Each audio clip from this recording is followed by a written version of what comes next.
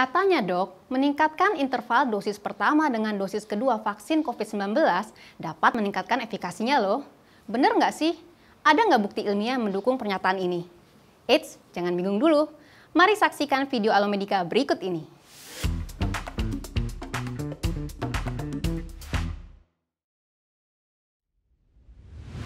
Halo dokter, saya Dr. Santi dari Alomedica.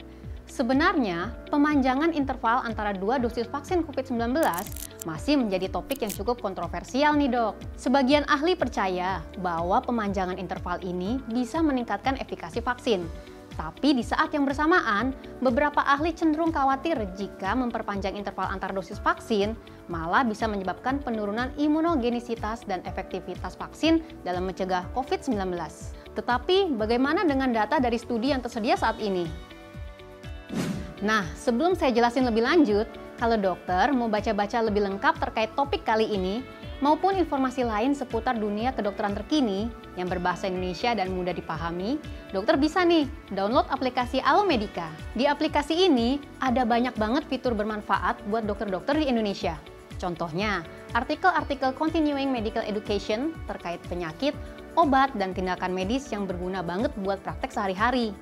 Terus artikelnya ada juga tuh yang ber-SKP, jadi bisa nambahin sertifikat yang dokter butuhkan.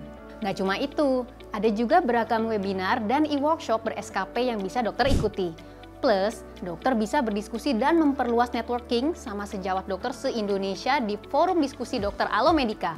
Tuh, lengkap banget kan? Jadi, download aplikasi Alomedica sekarang juga di Google Play dan App Store.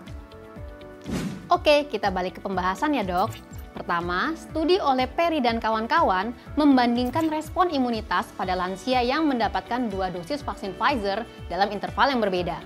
Kelompok pertama mendapat interval 3 minggu dan kelompok kedua mendapatkan interval 12 minggu.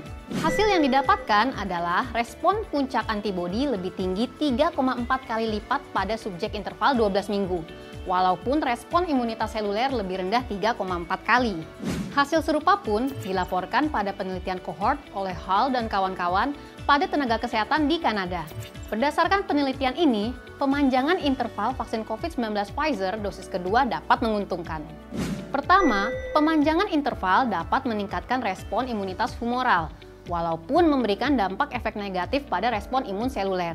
Kedua, pemanjangan interval dapat membantu daerah yang kondisinya memiliki suplai vaksin yang terbatas. Selain itu, sebuah studi yang mempelajari vaksin AstraZeneca menunjukkan kalau efikasi vaksin akan lebih tinggi pada pemberian dosis kedua dalam interval 12 minggu atau lebih, jika dibandingkan dengan interval kurang dari 6 minggu. Terus gimana nih dengan Indonesia? Well, walaupun pemanjangan interval ini terdengar menjanjikan, tetapi studi yang ada saat ini kebanyakan sih masih terbatas pada vaksin Pfizer dan AstraZeneca. Sedangkan jenis-jenis vaksinasi COVID-19 yang beredar di Indonesia bisa dibilang cukup beragam dan ketersediaannya pun cukup bervariasi.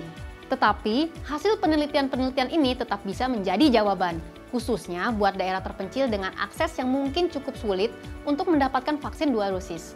Bahkan menjadi salah satu pilihan strategi untuk pemerataan cakupan vaksin demi meningkatkan taraf herd immunity.